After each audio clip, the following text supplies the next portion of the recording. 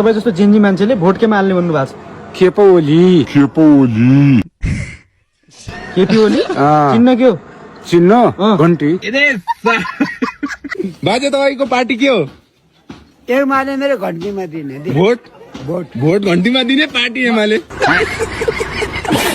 सबैले पैसा दियो भने भोट हाल्छौ नहाल्छौ एमा। भोट के मार्यो तिमी बाथरुममा नुहाउने बेलामा बुरुक बुरुक उफ्र न त्यसमै के बच्छ।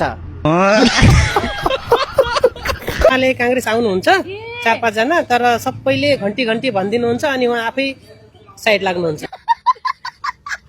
तपाईलाई योपालि चुनावमा को जित्ला जस्तो लागिरहेछ? योपालि अभियसली केपी ओलीले नै जित्छ नि, झापा नै केपी ओलीको हो। तपाईँ यहाँको को हो दाइ? म यहाँको चिया बनाउने। 2 कप चिया ल्याएर आउनु है। चुनावमा भोट हाल्न घर जाँदै? जाँदैन दाजु जाँदैन। किन भोट हाल्न त जानु पर्छ तपाईँ? आफूको यता दुःख छन् भोट हाल्न घर गइकन ती के राणीका छोरा डल्ला दिन्छन् के दाजु।